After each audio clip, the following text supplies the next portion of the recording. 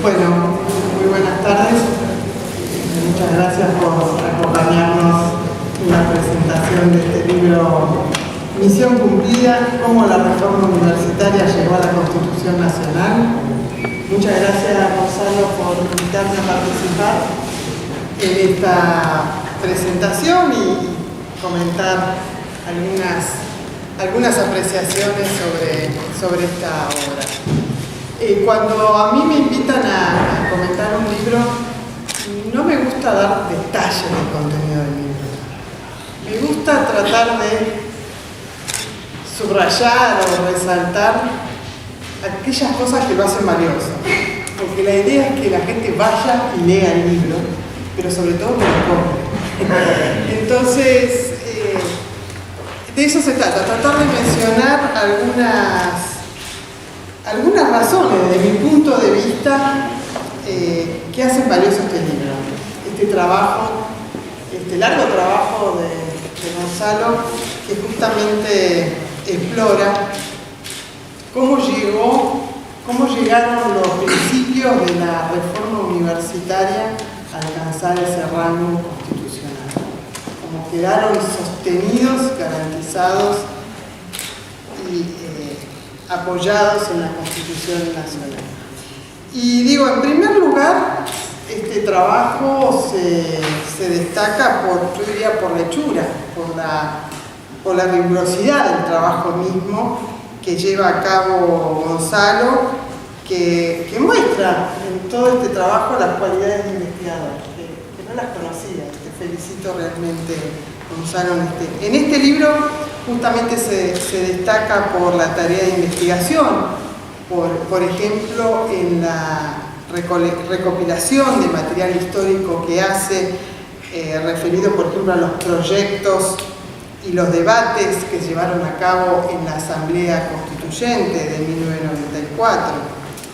También subrayo el trabajo que se hace de recolección de toda la jurisprudencia que discute el concepto y el alcance de la autonomía, ¿no?, como pilar justamente, precisamente, del modelo reformista de universidad. Y particularmente subrayo también el hecho de que en esta obra ustedes van a poder leer que se coteja la evidencia documental con una serie de entrevistas a actores políticos que fueron protagonistas de ese momento histórico, justamente en el que se logra la inclusión de la autonomía y de la autarquía universitaria en la discusión de la Constitución Nacional de 1994. Justamente acá tenemos en la mesa uno de ellos, de esos protagonistas, y que han contribuido con el relato y la memoria histórica de ese proceso. Este libro también se destaca por la precisión y la calidad de su escritura. Incluso cuando Gonzalo trata temas más abstractos referidos a la doctrina jurídica y al análisis de la jurisprudencia, este libro incluso se vuelve accesible en estos temas para cualquier lector no educado en materia jurídica, y eso lo hace muy dinámica la lectura y muy clara, muy precisa, y podemos entender e interpretar claramente cuál es la esencia de la tesis que investiga Gonzalo en este trabajo.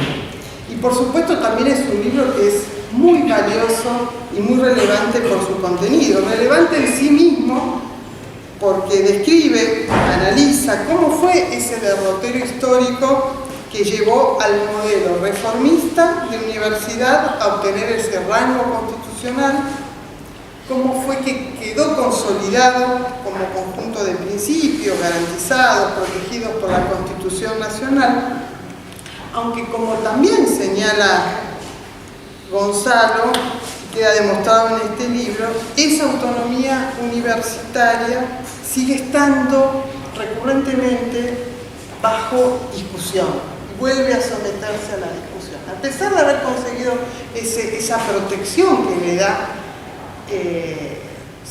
tener un estatus constitucional, recurrentemente en la historia aparece el debate del otro lado aparece la lucha por defenderlo y protegerlo, ¿no? Entonces, es como lo ha sido inmediatamente después de haber sido aprobada la Constitución del 94, en el 95 la Ley de Educación Superior, donde se recorta esa visión quizás más amplia de la autonomía universitaria. Este libro también muestra un debate de casi 100 años y el triunfo del reformismo como modelo universitario argentino.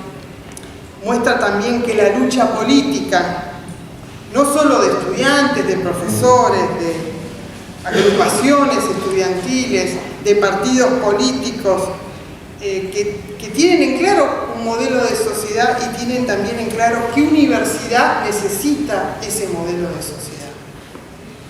Entonces, defender la autonomía, la autarquía como principios constitucionales nos permiten preservar ese modelo de sociedad y a la vez actualizar un modelo universitario a los desafíos del siglo XXI. Y esto es la naturaleza de esa lucha permanente, por decirlo de alguna manera. Particularmente importante en un país como nuestro y en la actualidad, donde tenemos 40% de la población que es pobre, con miles de jóvenes que tienen enormes dificultades para acceder al mercado laboral. Nuestra universidad ofrece una educación de excelencia y la oportunidad de construir un proyecto de futuro un proyecto inclusivo de futuro. Este libro, además de esos contenidos que mencioné, yo creo que deja varias enseñanzas políticas o lecciones políticas. Yo diría, primero, retrata muy bien lo compleja que es la acción colectiva. Me refiero a la coordinación, a la articulación, digamos, a la interacción entre representantes de, por ejemplo, el Partido Justicialista, de la Unión Cívica Radical, de las organizaciones estudiantiles como la Franja Morada, como la Federación Universitaria Argentina, incluso el rector de la UBA, en representación de los rectores, todo eso se articulando bajo un mismo proyecto y objetivo que era discutir en el ámbito de la Asamblea Constituyente la protección, el blindaje del modelo reformista de la universidad. Y fue una tarea enormemente compleja y difícil, y ojalá podamos escuchar a Jesús, que fue de alguna manera la voz, ¿no?, representante de ese proyecto. Y digo que son procesos difíciles. La acción colectiva de estas características son procesos muy difíciles que necesitan mucho esfuerzo y sobre todo liderazgos. Este libro también muestra las dificultades que siempre rodean a los procesos de negociación política. Pero al mismo tiempo subraya la centralidad que toda negociación política ocupa en las democracias. Democracias y negociación política van de la mano. La búsqueda de acuerdos políticos alrededor de agendas en discusión van de la mano con la democracia. Este trabajo es valioso también porque justamente destaca, subraya la legitimidad de buscar puntos de acuerdo, de consensos, aunque a veces esos resultados sean un resultado subóptimo, ¿no? No se consiga todo lo perfecto que se desea, sino se alcanza como resultado un subóptimo. ¿Y por qué no? Por supuesto, este libro también nos recuerda la gesta de la Asamblea Constituyente, ¿no?, la gesta histórica de lo que fue la Asamblea Constituyente de 1994. Justamente en este contexto de 40 años de democracia que estamos viendo, es un punto a subrayar, y sobre todo poniéndolo en comparación con otros procesos de reforma constitucional que estamos viendo en la región. Para dar el ejemplo puntualmente el caso de Chile, la complejidad de alcanzar acuerdos alrededor de una reforma constitucional. Y el nuestro fue una gesta histórica, política, que hoy mirada de perspectiva histórica tenemos que valorar y subrayar y sentirnos honrados por eso. Y ya para finalizar, yo agregaría que este libro también tiene un enorme impacto en la actualidad política que plantea el tema, ¿no?, central de este trabajo. Porque justamente la importancia del modelo reformista universitario argentino, con todos los principios que seguramente ellos van a comentar también, y de la defensa de los principios reformistas.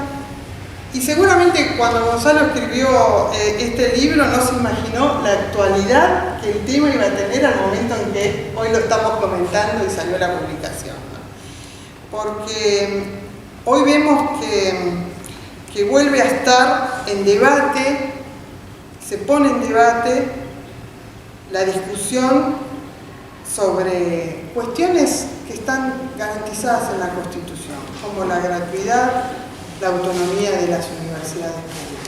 Desde distintos sectores políticos hoy se vuelve a poner sobre la mesa, se vuelve a discutir, a pesar de que este libro nos ofrece respuestas contundentes. Y gracias a este libro hoy tenemos a la mano respuestas contundentes frente a ese debate, que pone en cuestión gratuidad, autonomía de la universidad, el ingreso, el libre ingreso a las universidades, etc. Y por último, ya con esto finalizo, quiero destacar también la pasión y el compromiso que Gonzalo demuestra y abraza el tema de su tesis y que lo ha volcado en este libro, porque es un autor que como estudiante, como militante, como profesor universitario, como autoridad de facultades, como rector de una universidad nacional, ha estado permanentemente comprometido a lo largo de su vida en la lucha, la defensa y el ejercicio de la autonomía universitaria. Así que por esas razones quiero felicitarte, Gonzalo, por este libro y contarles que es una lectura obligada hoy por hoy en estos momentos en los que se están discutiendo estos temas sobre la mesa. Muchas gracias.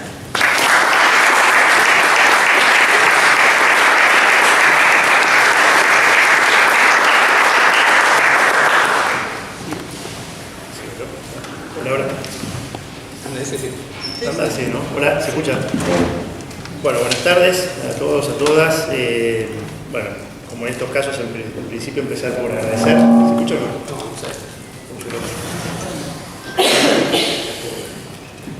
Hola, ¿se escucha? Bueno. Decía entonces empezar por los agradecimientos a Gonzalo por darme la oportunidad de poder compartir la presentación de este libro, de su tesis doctoral, que me consta que él ha estado trabajando muy profundamente a lo largo de los últimos años. Y además agradecimiento doble porque la lectura del libro y obviamente el desafío de venir a compartir unas reflexiones, algunas ideas con ustedes, tiene que ver con revisitar una parte importante de mi vida, ¿no? De haber acompañado ese proceso desde el lugar, digamos, de militancia universitaria, estudiantil, por aquel entonces. Justo antes de entrar recordaba con Gonzalo que mi primer lista, integré la lista de la franja por primera vez cuando era candidato a presidente. Así que una coincidencia adicional. Bueno, Elsa hizo un raconto muy interesante sobre el libro, si bien se privó de contar algunos detalles. Efectivamente es un libro que está muy bien, bueno, como tesis que es un libro que está muy bien estructurado, que aborda obviamente las cuestiones de las discusiones de los modelos, digamos,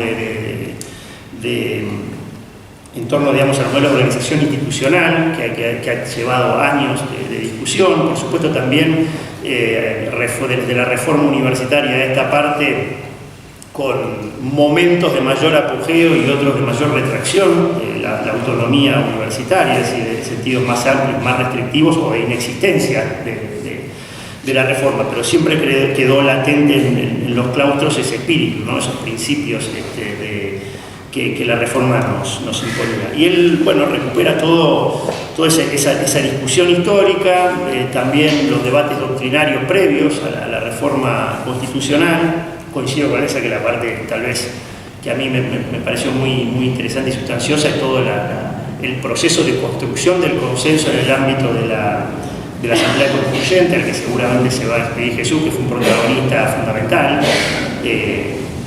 no solamente por el rol que tuvo como miembro informante, sino también en la construcción de esos acuerdos y por supuesto siendo también él un producto del reformismo universitario. Pero bueno, también hay que pensar y hay que imaginar el contexto en el que se daba ese proceso, ¿no? Digo, llegamos a la Asamblea Constituyente, donde los temas centrales eran otros, donde había un gobierno que venía con una política muy decidida de ataque a la universidad pública, con iniciativas, si se quiere, en materia educativa, que habían empezado con la Ley Federal de Educación, que llevó un proceso de movilización extraordinario, pero que tuvo que ver con la desarticular el sistema de educación básica en la Argentina. Continuó con la puesta en duda del título habilitante, los recortes presupuestarios, el ahogo presupuestario a las universidades, centralmente las universidades más históricas y tradicionales, que eran un enclave crítico, si se quiere, con cierto o con una buena parte del modelo que proponía el gobierno nacional en aquel entonces. Y por supuesto también estaba puesto sobre la mesa la discusión de la gratuidad, ¿no? Entonces, en ese contexto tan hostil para el sistema universitario, no nos olvidemos también que había grandes, o grandes no por su calidad, sino por la audiencia, comunicadores que permanentemente machacaban en contra de la Universidad de Buenos Aires, del producto de la Universidad de Buenos Aires, etc., de la Universidad Pública en general, perdón, un sesgo propio de ser de acá. Pero era todo un contexto muy hostil, con lo cual digo todo esto porque me parece que el valor de la construcción de esos consensos, más allá de algunas rispideces que padecíamos quienes estábamos acá en los frentes estudiantiles con la naciente agrupación del Frente Grande, luego Frepaso, la construcción de los consensos para poder incluir dentro de la Constitución la autonomía y la gratuidad, más allá del debate del término equidad y demás, y la interpretación que nosotros hacíamos como complementaria por más y no por menos. Bueno, había toda una disputa sobre esas concesiones, esa construcción de consensos, que creo que el tiempo, por supuesto, le dio la razón a quienes articularon esos consensos y no a quienes, de alguna manera, en una posición más mezquina, si se quiere, por una cuestión de disputar un espacio más de centro-izquierda progresista, tal vez no votaron siquiera la incorporación a la Constitución de este principio de la autonomía universitaria, o como dice Gonzalo, de los principios reformistas, ¿no? Darle rango constitucional a los principios reformistas que obviamente fueron objeto de debate antes y van a ser objeto de debate después. Ahí Gonzalo también pone mucho el énfasis en dos aspectos a partir de la aprobación de la nueva Constitución, que tiene que ver con la opinión doctrinaria y esas miradas más amplias o más restrictivas sobre la autonomía universitaria, y por supuesto, como había un gobierno que, si bien en el marco de sesiones y construcciones de consensos para aprobar muchas otras cosas, permitió la incorporación de la autonomía, la autarquía, la gratuidad, la equidad dentro de la Constitución, obviamente no pasó ni un año que vino con una nueva avanzada que buscaba desarticular en alguna medida esta conquista que se había obtenido. Por eso es interesante el título de Misión Cumplida, parafraseándolo a Yugerov cuando él hablaba en la sesión del Consejo Superior sobre el valor de todo este proceso, pero por supuesto fue una misión cumplida de una etapa. Después empezó otra en la cual continuó la amenaza de la arancel, la pretensión de violentar la autonomía, la controversial creación de la CONIAU como una herramienta también para tener una intervención sobre la dinámica propia que debían tener las unidades académicas. Entonces ahí también Gonzalo pone un énfasis importante en algo que fue muy significativo y muy relevante, que es el rol de la Corte, ¿no? Lejos de garantizar o de representar con sus fallos en las primeras acciones que le tocó intervenir el espíritu del debate de la Convención Constituyente, adoptó una posición mucho más restrictiva, validando artículos claramente inconstitucionales de la Ley de Educación Superior. Y ahí abrió todo, o le dio continuidad a un proceso de discusión que bien Gonzalo lo representaba, diciendo, este es un debate que aún está abierto y vigente, y por eso también el valor de este libro, porque tal vez en el presente, ya un poco más alejado de aquellos 90 tan convulsionados por el debate sobre la autonomía universitaria, la gratuidad, el ingreso irrestricto, etc., luego fue mutando en épocas de aparente calma a otros modos indirectos, si se quiere, de poder afectar la autonomía, que creo que tiene que ver con los desafíos del presente. Es decir, hoy la comunidad universitaria está como anestesiada con algunos temas porque no se supone que hay un contexto hostil, pero sin embargo han ido dándose pasos que han revertido de alguna manera algunas de las cuestiones, desde mi perspectiva, que nosotros consideramos muy significativas de lo que son los principios reformistas. Por decir alguno, bueno, la posibilidad de transformarse en un profesor sin pasar por un concurso de oposición antecedentes, como, bueno, incorporaciones como la que hace el nuevo colectivo de trabajo, por ahí son especificidades o tecnicismos, pero que vienen a cuento de que no hay que relajarse en una discusión o en una agenda que permanentemente está sobre la mesa. Vías indirectas también me refiero a el crecimiento extraordinario de partidas extrapresupuestarias que condicionan la vida institucional de las universidades y demás. Con lo cual digo, vuelvo a ratificar la vigencia y la importancia de este libro, porque como digo, retrotrayéndonos hacia el pasado, es decir, tenemos una década de los 80 que tal vez también Gonzalo lo recupera en el libro, fue la más rica en términos de la recuperación, la reinstauración de los valores reformistas en las universidades públicas, en el caso de la normalización, la discusión de los concursos sustanciados en la época de la dictadura, la recuperación obviamente de la pluralidad, de la libertad de cátedra, de la periodicidad, etc. Luego los 90 fue como la etapa de la defensa de todas esas conquistas, de esa recuperación post-dictadura que había tenido que ver con esa dinámica interna de los 80, y a partir de ahí empezamos en esta etapa en la que aparentemente nadie discute ya la cuestión de fondo, la cuestión más conceptual, más dura, que está muy bien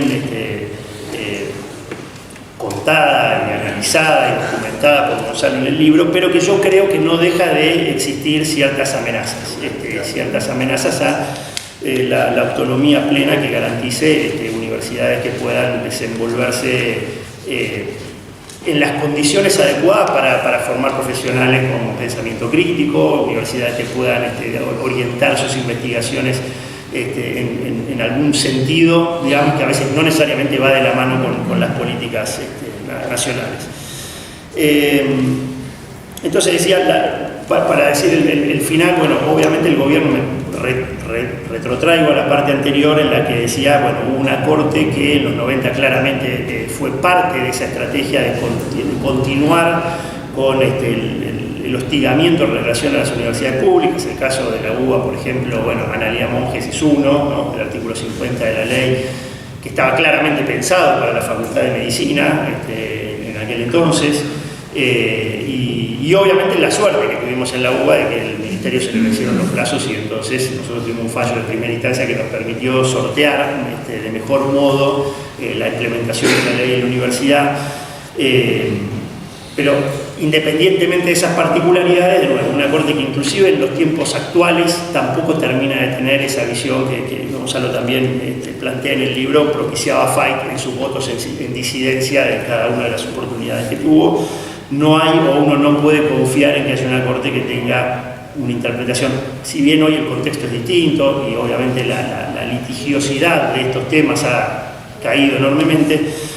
No, como decía antes, en este sentido no creo que haya que bajar la guardia.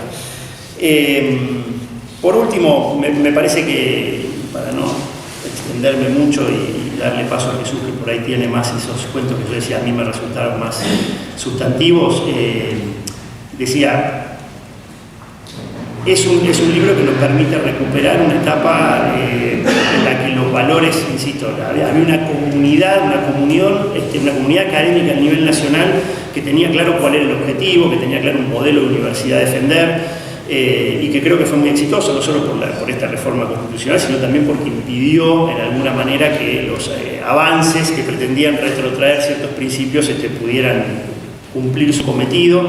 Percibo con alguna preocupación también, como decía antes, cierta desintegración hoy en el sistema universitario y cierta retracción o en realidad cierta incapacidad de poder redefinir cuáles serían las utopías o las miradas comunes o poder conciliar o acordar cuáles son los desafíos o cómo se siguen revalidando los principios reformistas en este nuevo contexto, en un contexto de internacionalización, en un contexto de crecimiento del sistema, en esto que decía antes de vías indirectas que ponen en crisis la autonomía, o en una excesiva burocratización de las universidades que la lleva a, si se quiere, perder esa capacidad de construcción de pensamiento crítico en algunos temas.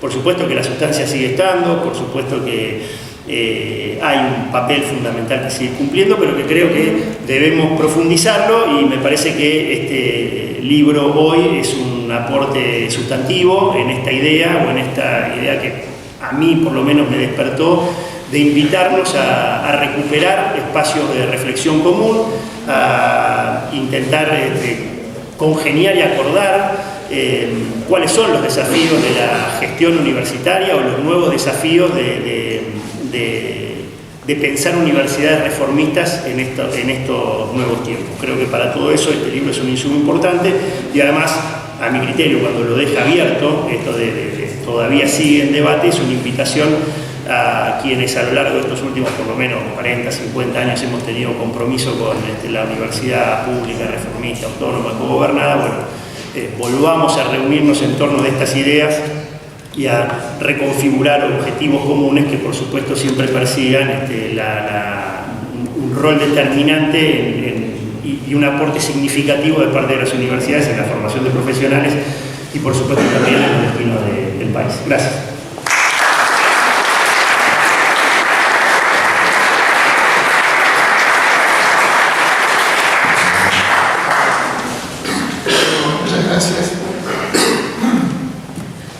En primer lugar, me quiero señalar que me siento honrado por la posibilidad de participar esta tarde en la presentación del libro, por muchas razones. Primero, por el tema, sin duda, en el cual estoy involucrado de manera muy directa hace 30 años, el siglo pasado. Luego, por el sitio en el cual está teniendo lugar, una sede académica de extraordinario prestigio. También por el autor. Nos conocimos con Gonzalo en esos años 90, cuando él no tenía canas, pero tenía mucho pelo. Y era en su condición de estudiante de esta facultad. Entonces, esa multiplicidad de razones me llevan a hacer algunos comentarios que pueden ser útiles, y voy a tratar de abordar esa dimensión que está muy bien contada en el libro, que señaló primero Elsa y luego Carlitos en relación al debate constitucional sobre el tema precisamente en cuestión. Vale la pena que situemos el contexto internacional. Estamos hablando de albores del fin de la posguerra fría, fin de la Guerra Fría. Implosión de la Unión Soviética, caída del muro de Berlín, una idea que falsa, ha demostrado que la conjunción de capitalismo y democracia aseguraba paz y libertad para todos de manera creciente en el mundo. Ese contexto abrió las puertas al neoliberalismo. Y el neoliberalismo que no debe ser confundido con economía de mercado, ni con el modo de producción capitalista, sino el liberalismo visto como una ideología exacerbada en en la cual se presume o se supone que las libres fuerzas del mercado accionando generan condiciones óptimas. Entonces esa manera de concebir de manera exacerbada, señalo, ese nuevo momento global que fue el fin de la Guerra Fría, que había asignado la historia de las relaciones globales después de la Segunda Guerra, 45-90. En estas tierras de América Latina, el neoliberalismo se asociaba con los modos populistas. Y de nuevo una confusión que no debe tenerse. El populismo es una categoría de la política que no se vincula con las cuestiones económicas y mucho menos con las cuestiones fiscales. Populismo puede haberlo con estilos económicos acentuadamente de presencia del Estado.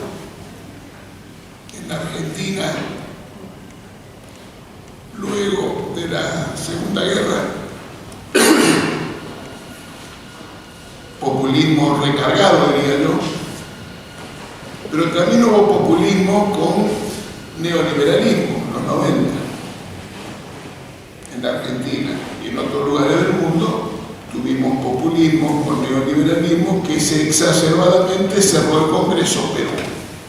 Entonces, no confundir neoliberalismo con economía de mercado o modo de producción capitalista y no confundir populismo llevando una categoría política a la cuestión económica. En ese contexto de ideas globales de fin, implosión de la Unión Soviética, fin del mundo bipolar, se introdujo en la Argentina una enorme, muy profunda reformas económicas. Las privatizaciones, la incorporación a la modernidad, el acceso al primer mundo.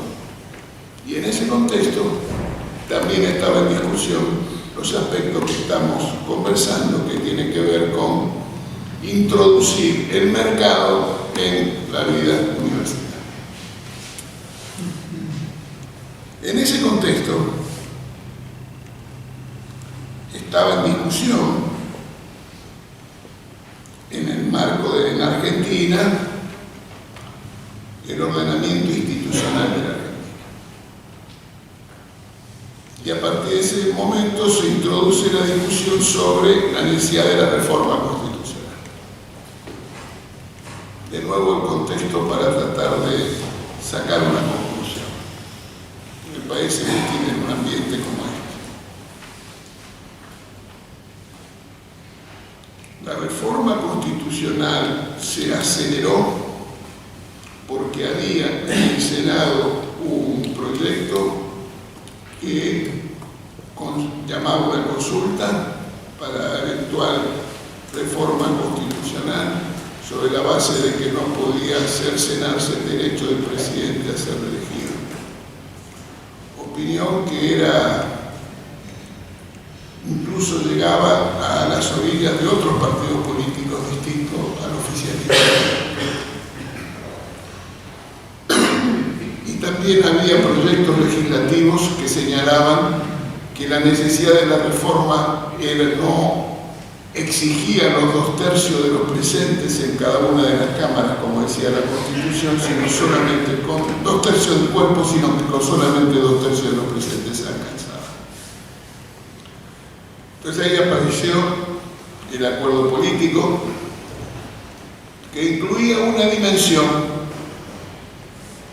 procedimental que me parece muy importante. El núcleo de coincidencias básicas.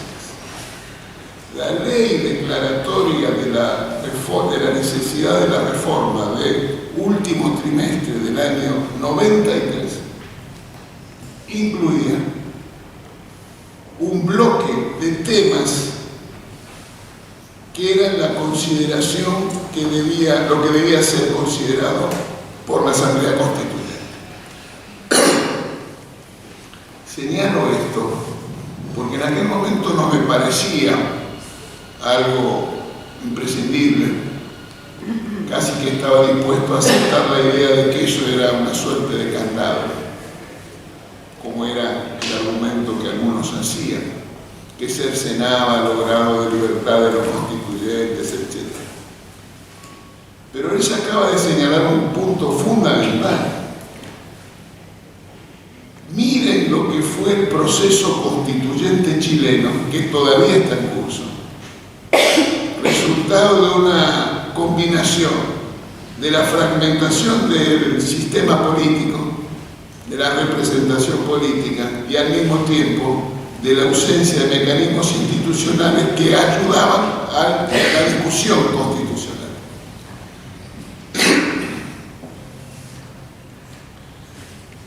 Entonces, la ley declaratoria de la necesidad de la reforma no incluía, como aquí se dijo, la discusión, la temática de los conceptos, llamémoslo, reformistas. Sin duda, la discusión constituyente tuvo un enorme dinamismo.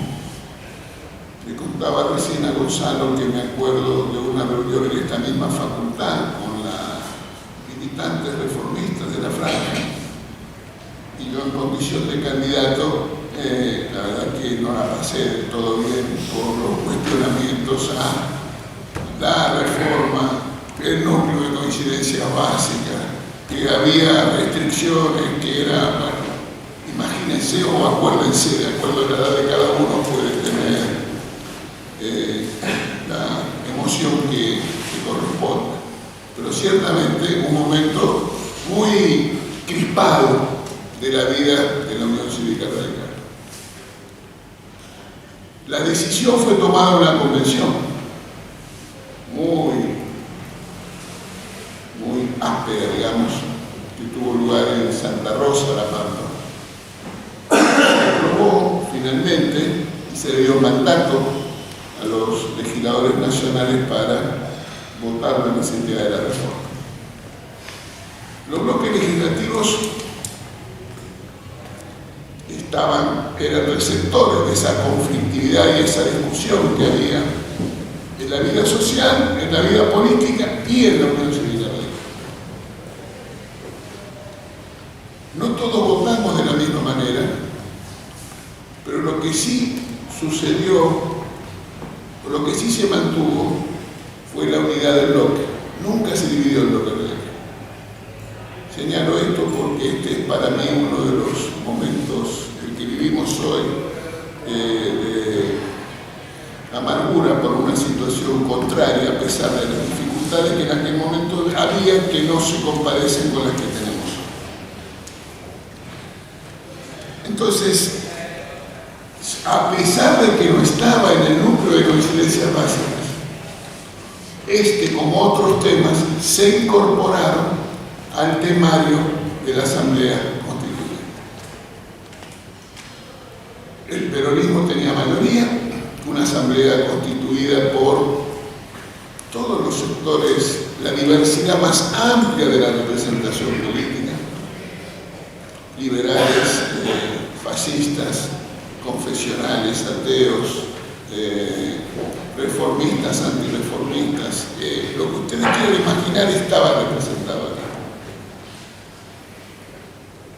La discusión de esta materia a mí me parece que tiene que estar bajo el paraguas de uno de los principios que animó la reforma de la Constitución, que fue la atenuación del hiperpresidencialismo, que así como la autonomía de la Ciudad de Buenos Aires iba en esa dirección, del mismo modo la Constitución, la creación del Consejo de la Magistratura, el jefe de gabinete, la cuestión gestión universitaria debe ser vista como la atenuación de los poderes del hiperpresidencialismo.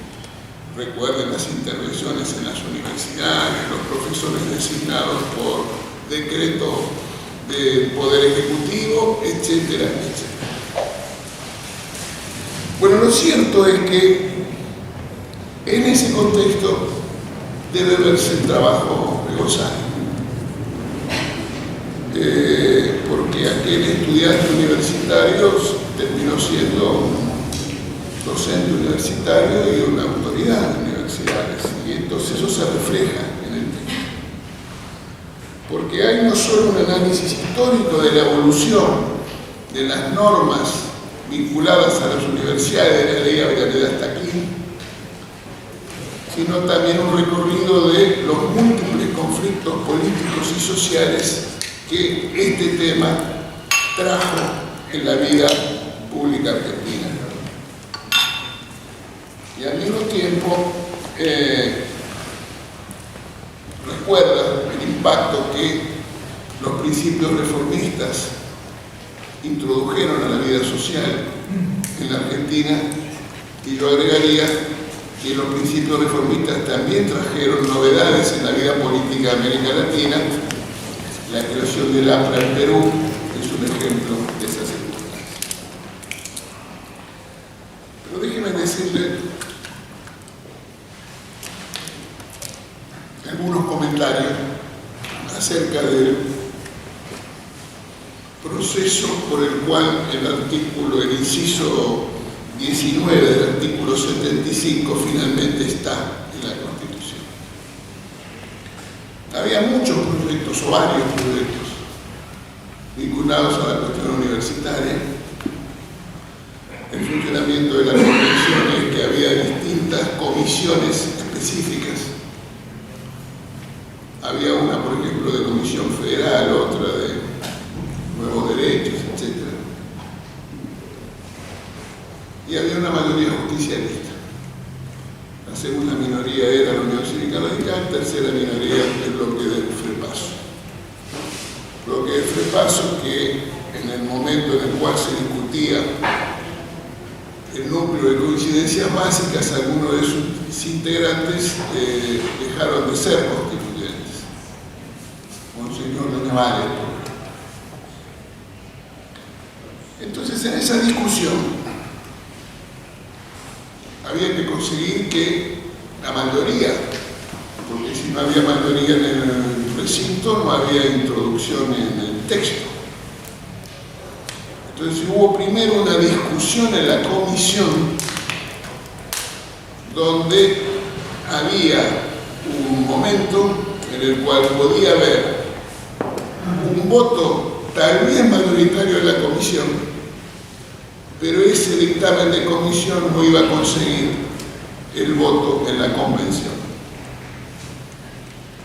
Entonces se trataba de un trade-off acerca de cómo, si el objetivo era incorporar los principios reformistas, gratuidad, acceso, equidad, etc., cómo se conseguía eso, porque podía ser un triunfo simbólico que sirviera para la foto del momento, con una victoria de cortísimo plazo, instantánea, flash, pero que iba a estar finalmente incorporado al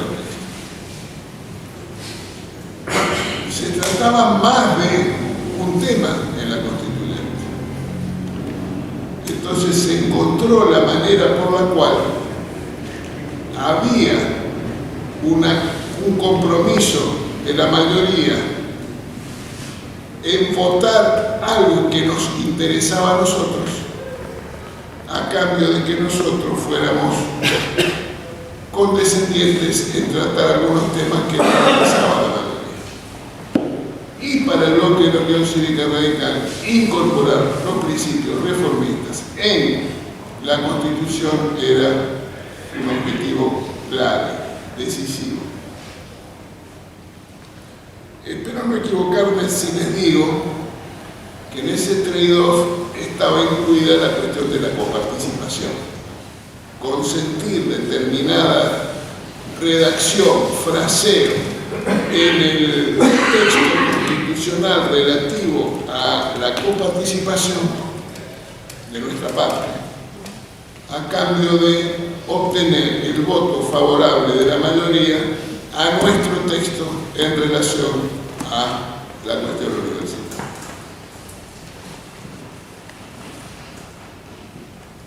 Es como señalaba Elsa y también Carlos,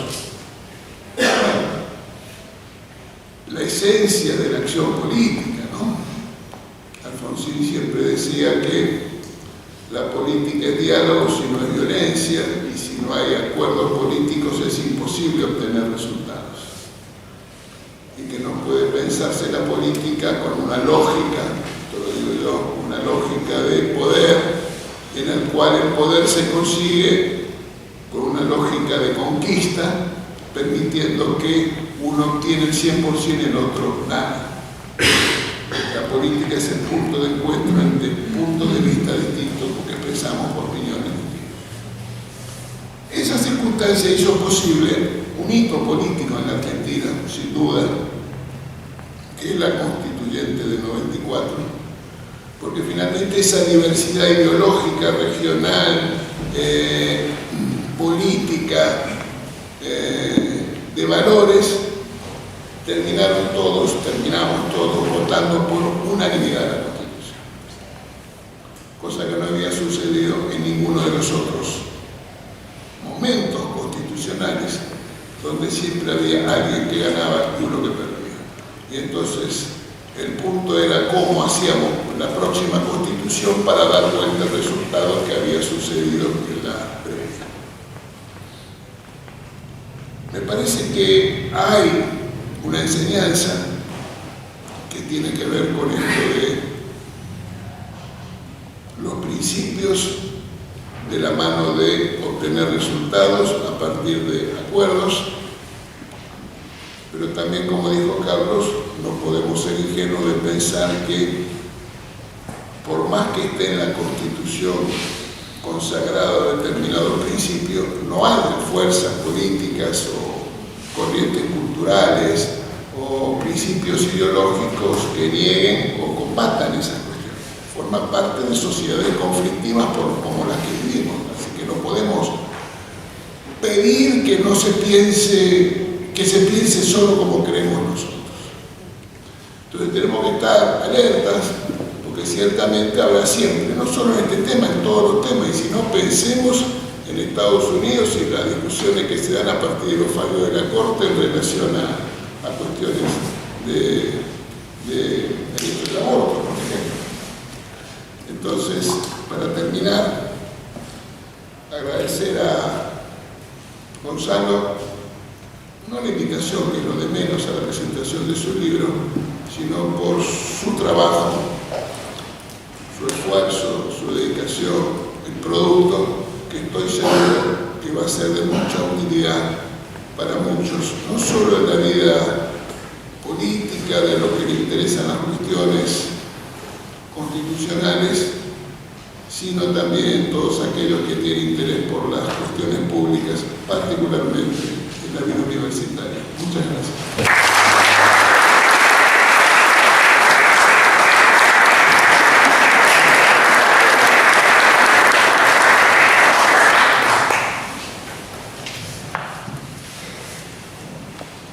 Bueno, muchas gracias Elsa, Carlos, Jesús, sobre todo no solo por las palabras de nuestro personal, sino por sus contribuciones con las reflexiones sobre el libro, sobre el trabajo y sobre un tema, desde mi perspectiva, de tanta importancia para la realidad de las universidades y del país. Y señalo en los agradecimientos del libro que este tema, bueno, es una investigación concreta, me llevó varios años, pero aproximadamente 5 años.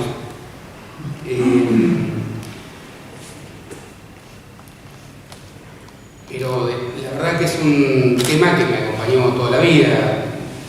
Mis amigos y colegas acá del panel, un poco, bueno, muchos de ustedes nos conocemos de toda la vida universitaria, o sea, tengo casi uso la memoria. Desde muy chiquito estoy vinculado a la Universidad de Buenos Aires, empecé con 13 años en el Colegio Nacional de Buenos Aires, empecé a militar en la Franja acá en el ciclo básico en Drago en el año 1987. Los temas de la universidad, de alguna forma, son parte de mi vida y este en particular también, porque lo vivimos en primera persona, ¿no? Constituyente, discutió estos temas, el primer informante de la Comisión de Competencia Federal, el presidente del Centro de Estudiantes en esos momentos, Martín, que está aquí presente también, presidente del Centro de Estudiantes, yo creo que era presidente de la Ley Federal, vos Martín en la Constituyente y vos Carlos en la Ley de Educación Superior. Eso lo vimos en primera persona, o sea que muchos de los temas que se discuten en este libro los conocía directamente o por gente con la que conviví, con la que hablé, con la que discutimos estos temas, pero la verdad que hay varios otros temas que me generaban muchas preguntas de investigación, digamos, mucha inquietud, que nacen como inquietud, pero que terminan formulándose como una pregunta de investigación. ¿Cómo fue ese proceso de incorporación? Eso lo adelantó, ¿no? ¿Cómo fue ese proceso de negociación política que lleva a que dos visiones antagónicas sobre la universidad, que se disputan durante 100 años, voten con ese nivel de consenso de incorporación de los principios reformistas en la Constitución Nacional? Bueno, eso requiere una explicación. ¿Cómo pasó a ser citado casi como un mantra un constitucionalista como Carlos Sánchez Viamonte, citado en su discurso como miembro informante en la Comisión de Competencia Federal, y luego discutido en toda la doctrina, la jurisprudencia, hasta ahora? Sigue citando a Carlos Sánchez Viamonte, que no era el mainstream del derecho constitucional y administrativo, era un reformismo socialista muy notable, reformista de joven, profesor de La Plata, acá en Buenos Aires, pero digamos que el mainstream del derecho administrativo era Bielsa, Marienhoff, un pensamiento sobre la universidad y sobre la autonomía muy diferente. Básicamente solo podían ser autónomas las provincias y el resto de los organismos estaban más cerca o más lejos del presidente. Esto es la visión tradicional de los administrativistas, que se mantuvo durante un siglo y que incluso perduró aún después de la reforma constitucional de 1994 y tiene sus consecuencias hasta el día de hoy, aunque la doctrina ha cambiado bastante. ¿Cómo se alcanzaron esas mayorías? O sea, ¿cómo en un país que se polarizaba en esas disputas de las reformas del Estado y del liberalismo se alcanzaron unos niveles de consenso no solo sorprendentes en la década del 90, sino sin antecedentes en la historia argentina, ¿no? Reforma del 57, reforma del 49, siempre tensionado, siempre un sector de la política argentina se impone sobre otro, siempre sale un texto constitucional cuestionado, observado, sin niveles de consenso, etc. Estas preguntas requerían avanzar. Con esta introducción no quiero hacer más que adelantar disculpas por las omisiones en los agradecimientos, ¿no? En estos 30 años son innumerables las personas con las que debatí, me formé y contribuyeron significativamente para poder dar cuenta del conjunto de las hipótesis que aborda el libro. Por ello, en primer lugar, y bajo la forma de un reconocimiento casi genérico, me gustaría hacer algunos agradecimientos a la Universidad de Buenos Aires, donde casi todas las cosas importantes de mi vida ocurrieron, a mi familia, a mi mujer, Carolina, que conocí en las aulas de la facultad y en la militancia estudiantil, a nuestros hijos, Santiago, Camila, Eugenia, quienes también se formaron en la Universidad de Buenos Aires, a mis padres, Héctor y Celina, también graduados de la UBA, y a mi abuelo Tata, un inmigrante albañil, un inmigrante albañil que trabajó en la construcción del edificio de la Facultad de Medicina, desde donde unos años después egresaría su hija, metáfora elocuente de la importancia de la educación pública. A mis compañeras y compañeros de luchas estudiantiles en la Franja y también de las demás agrupaciones con las que compartimos la pasión por la universidad y la idea un tanto romántica de que cada día de militancia y cada noche de asambleas y discusiones contribuía a cambiar el mundo. A mis maestros, menciono algunos que recordaré siempre con mucho cariño y agradecimiento: Andrés D'Alessio, Atilio Alterini, Hortensia Gutiérrez Pose, Roberto Moncayo. A la Facultad de Derecho de la Universidad Nacional de Rosario, que me abrió sus puertas para investigar y enseñar el derecho de la educación, en especial al maestro y amigo Miguel Ángel Zulo Calgani, a mis compañeras y compañeros de la docencia, con los que integramos equipos de cátedra y grupos de investigación, en particular a Laura Clérico, Guillermo Ruiz, Nancy Carabinó, Sebastián Cecioli. Durante los años de investigación específicos que llevó este libro me pasaron cosas trascendentes. Me eligieron rector de una universidad pública, lo que significó un desafío profesional apasionante, a la vez que me permitió seguir aprendiendo sobre el sistema universitario argentino desde nuevas perspectivas. Se cumplieron 100 años de la reforma universitaria y tuve el privilegio de haber participado como rector de la Conferencia Regional sobre Educación Superior de la UNESCO, que se desarrolló en la Universidad Nacional de Córdoba, en el escenario de la reforma universitaria del 18. Una pandemia nos golpeó duro y nos encerró en nuestras casas por meses. El encierro y la enorme disponibilidad de fuentes en formato digital me permitieron finalmente hacer este trabajo. Yo creo que hubiera sido muy difícil terminar esta investigación si no tenía ese tiempo y sin los recursos digitales, la verdad, porque estuvimos encerrados muchos meses y tuve acceso a fuentes realmente valiosas. De tal forma quiero agradecer a todos aquellos que en esas circunstancias complejas estuvieron disponibles, me permitieron concluir la investigación. Quiero citarlos al archivo digital de la Convención Constituyente, cuyos créditos y agradecimientos corresponde otorgárselos, de acuerdo a lo que dice el sitio web del Senado de la Nación, a la Subdirección de Asesoría Legal del Senado, Gabriela Colazo, María Victoria Sobre Casas y Juan José González Padilla, una fuente documental con la que me topé online, realmente muy rica, con todas las actas, no solo del plenario de la Asamblea, que hay muchos sitios donde encontrar, es una fuente bastante visitada en las discusiones jurídicas de muchos temas, sino sobre todo las actas de las comisiones y los proyectos, todos los proyectos presentados en la Asamblea, discutidos en la Asamblea, digitalizados y disponibles online. Impresionante. A la Biblioteca de la Facultad de Derecho, también en ese momento de pandemia, su directora, Corina Tiribelli, el equipo que la acompaña, en particular a Nora Gómez, Flavia Rivas, María Laura Córdoba y Gustavo Minuto. A la Secretaría de Jurisprudencia de la Corte Suprema de Justicia de la Nación, en particular a Laura Lole. A la Dirección General de Consejo Superior y Despacho de la UBA, a su directora Laura Alado y el equipo, que podía molestarlos en plena pandemia, con barbijos y con horarios complicados de acceso. Al Consejo Interuniversitario Nacional, destacada Mario Gemelli, que también abrieron en plena pandemia las oficinas del CIN para realizar las actas del año 94, Roberto Flaminio y Guillermo Caleo, que ese día ahí abrir la puerta y sacar las telarañas que tenían juntado, que hacía meses que estaba cerrado el CIN. Quiero agradecer a todos los que contribuyeron con sus lecturas, sus observaciones críticas, su apoyo para acceder a fuentes, sus gestiones para concretar entrevistas, entre otras tareas relevantes que me permitieron concretar el trabajo. Matías Crola, Paulo Falcón, Marcelo Bernal, Luis Quevedo, Viviana Bocio, Néstor Per, Julio Martínez, David Selner, Marcelo García, Natalia Neve, Hugo Juri, Juan Carlos Casañe, Diego Esprío, María Gabriela Ábalos, Alberto Bianchi, Pedro Averasturi y Santiago Álvarez, para citar algunos entre todos los que contribuyeron.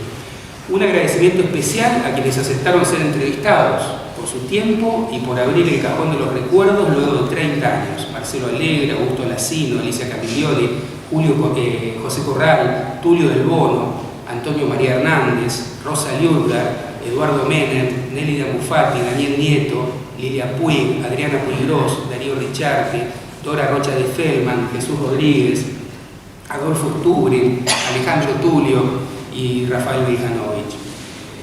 Agradezco también a las editoriales EDIAR y Eudeva por el compromiso de darle vida a este libro y al profesor Gustavo Ferreira, que está dando clase, pasó hace un ratito, quien me sugirió la idea de una coedición entre estas dos editoriales para que el libro pudiera encontrarse con los distintos mundos de lectores donde aspira a ser leído. La tesis central del libro fue expuesta, ¿no? La tesis central del libro es muy sencilla, o sea, lo que hizo la Constituyente del 94 cuando introduce en esa cláusula del inciso 19 del artículo 75 la garantía de autonomía y de autarquía de las universidades nacionales. El Congreso tiene que garantizar la autonomía y autarquía de las universidades nacionales. Va varios pasos más allá, porque lo que hace la Convención Constituyente es cristalizar, darle jerarquía constitucional a un determinado modelo de organización institucional de las universidades en la Argentina, que se llama modelo reformista universitario, que tiene una serie de características. Esto no es una inferencia esotérica, no es que me puse ahí a ver qué quisieron decir los constituyentes, no, está ahí, está escrito, está debatido, se pelearon y lo dijeron. Pero a mí no me alcanzaba con leer lo que dijeron, me interesaba entender por qué hubo un acuerdo político de esa naturaleza cuando habían estado peleándose 100 años el peronismo y el radicalismo con este tema y la legislación había sido el campo de batalla de esa pelea. ¿Qué pasó ahí? ¿Qué pasó?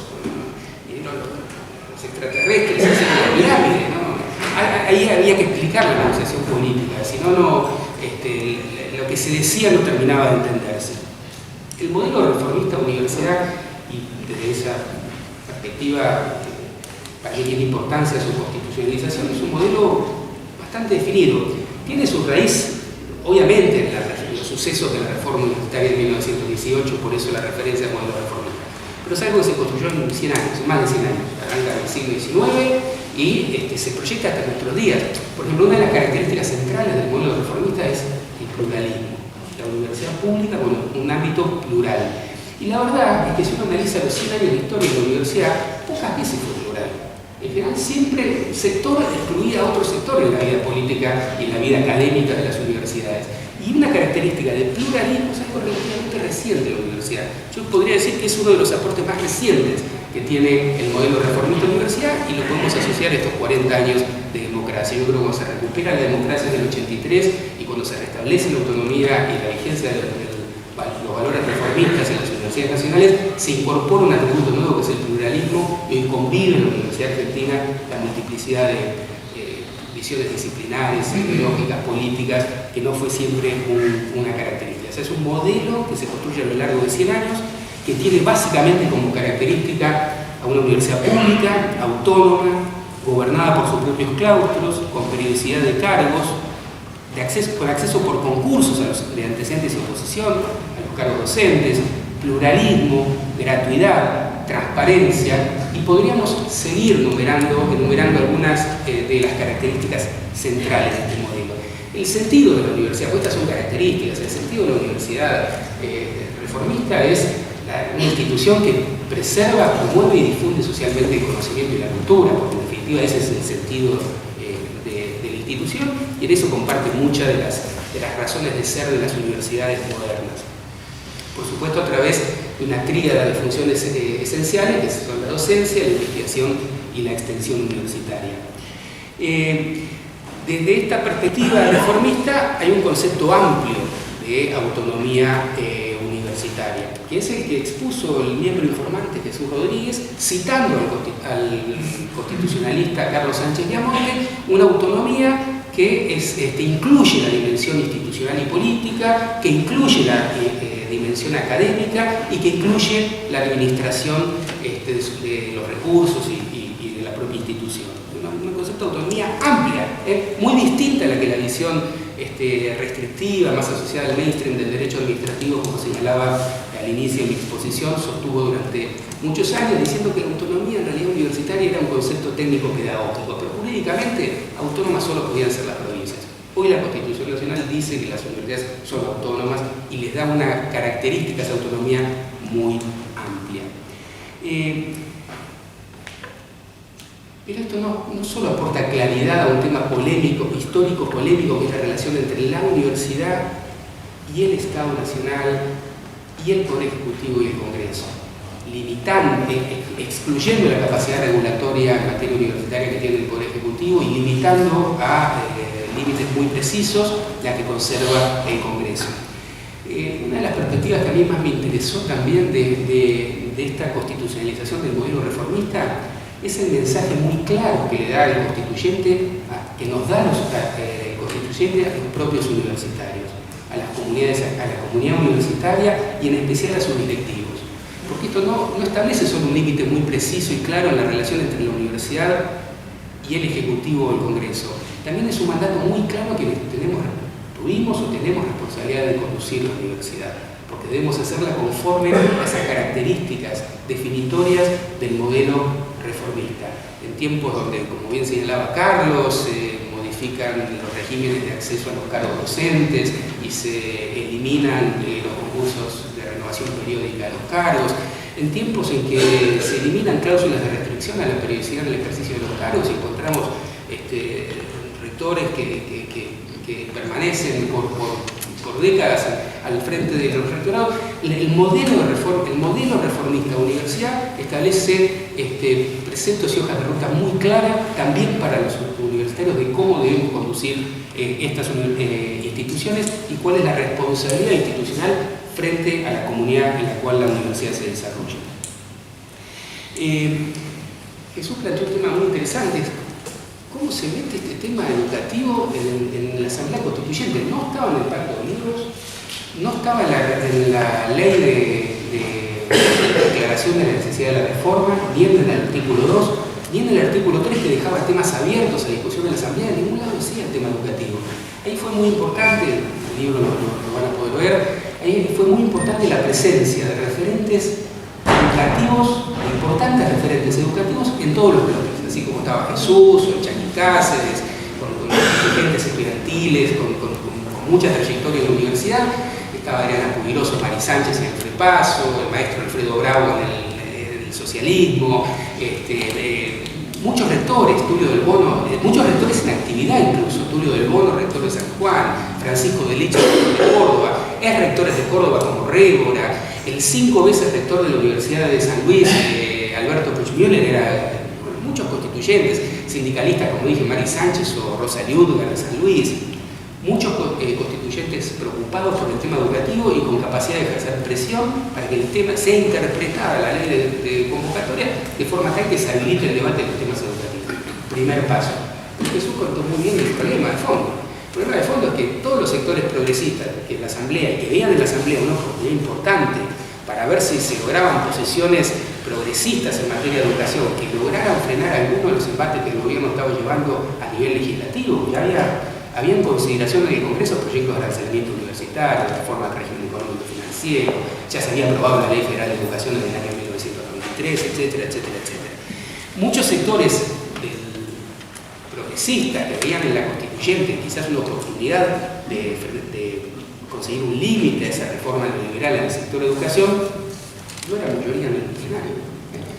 Todos los proyectos que se presentaron en este sentido, el Frepaso, el socialismo, los radicales, incluso un proyecto único que llegaron a consolidar, tenía pocos votos en el plenario, 130 y pico de asambleístas del peronismo, era la mayoría, y sin un acuerdo con el peronismo no había forma. Y ahí entra, creo, dos personas que tuvieron un rol clave en esto, bueno, Jesús y Alfonsín, ¿no? Yo creo que ahí tuvieron un rol central. Para que Alfonsín tomara esto, más allá de sus convicciones propias, históricas, personales, hubo dos elementos al menos dos elementos que logré identificar muy claramente. Primero, esto que contaba Jesús, su necesidad de recomponer una relación muy deteriorada con los sectores de la franja morada, de la juventud radical, que en esa convención del radicalismo para discutir el Pacto de Libros en la ciudad de Santa Rosa, en La Pampa, se habían tirado sillas, había sido un enfrentamiento enorme como el que vio Jesús cuando tuvo la reunión acá con la Franja de Derecho en ese mismo momento. O sea, una necesidad de recomponer con estos sectores que lo fueron a ver al Alfonsín, ahí está contada la reunión, estuvo Rafa de anoche, hace un ratito por acá, no sé si está bien, no estuvo hace un ratito por acá, ellos lo cuentan en primera persona, la reunión que tuvieron con Alfonsín, cómo se reencontraron después de meses de fuerte enfrentamiento, y cómo Alfonsín dijo, yo me voy a ocupar de esto, hable con Jesús, y bueno, la historia después la conocen.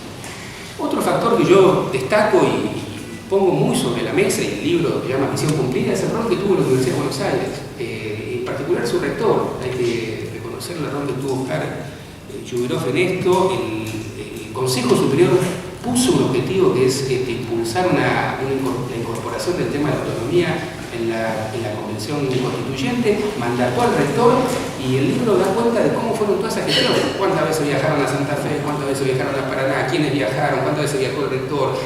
Hay constancias de esto en la propia asamblea, cuando las asambleas asambleístas cuentan la visita que hizo las autoridades de la Universidad de Buenos Aires, están todas las actas del Consejo Superior donde el rector iba y informaba los avances en la negociación y demás. Ahí hubo un rol realmente hay que destacarlo. Es cierto que había mucha necesidad de eso también, porque ustedes recuerden que uno de los principales ámbitos de disputa entre el gobierno nacional y las universidades se daba en el ámbito de la Universidad de Buenos Aires. La ley, el proyecto de ley que luego se iba a aprobar con el artículo 50, el decano Nicolás Ferreira en la Facultad de Medicina, oficiando como ariete del Poder Ejecutivo en ese debate. Era muy importante para el Consejo Superior lograr esto en la Asamblea Constituyente. Y no se puede entender esto más allá de que haya sido, estos factores hayan puesto el tema en la agenda de Alfonsín, no se puede entender sin la dinámica de funcionamiento de la Asamblea. Sin este aspecto que para mí es central que señalaba Jesús, que es el carácter transaccional que tuvo la reforma del 94, que hoy la reelección verás esta serie de reformas institucionales que ya estaban en el bagaje de la propuesta de Alfonsín desde el Consejo para la Consolidación de la Democracia, que es justo decir, había tenido un acuerdo importante con un sector importante del peronismo, con todo el sector renovador, con Cafiero, pero que todo eso se cayó cuando ganó la interna Cafiero Menem y la gana Menem, y eso quedó abandonado. Entonces, el carácter transaccional de la reforma del 94 fue clave para esta decisión, para el acuerdo entre el peronismo y el radicalismo. Pero esto no estaba en el texto del pacto. ¿Cómo se incorpora? Y bueno, hay un dato muy interesante, que fue la dinámica de trabajo y la construcción personal que construyeron los protagonistas de esa negociación. Ahí cuentan dos fuentes, tanto Eduardo Menem, presidente de la Convención Constituyente, como Augusto Lacino, presidente del bloque del Partido Justicialista, cuentan que ellos todos los días, 3 meses de la Asamblea, todos los días a las 5 de la tarde se reunían con Carlos Menem, con el presidente, a través de videoconferencia. Menem no viajó, más allá de los actos formales, de la puesta en funciones y la jura, no viajó durante esos meses. Alfonsín estuvo instalado ahí los 3 meses, pero Carlos Menem todos los días se reunía por videoconferencia con el presidente de la Asamblea y el presidente del bloque del peronismo. Y discutían los temas, que son los temas que señalaba Jesús: coparticipación federal, propiedad de los recursos naturales, imagínense los temas que se discutían, los temas del poder, los temas del dinero, temas muy complejos, y había una cosa de esa construcción personal que terminó resolviendo las discusiones. ¿Qué hacía Carlos Menem en general? ¿Cómo terminaba resolviendo la posición? Le preguntaba a Lacino y le preguntaba a Eduardo Menem qué opinaba Alfonsín.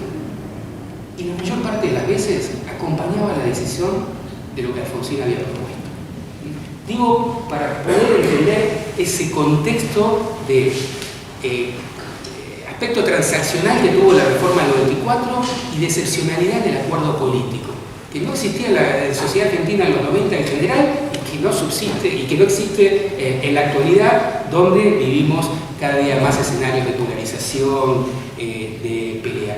Yo con esto no quiero romantizar la política, que es la lucha por el poder, pero quiero decir que el funcionamiento de la Asamblea Constituyente del 94 hay que seguir estudiándolo, no por la vocación histórica, sino por la necesidad de comprender cómo puede generarse diálogo político en una democracia.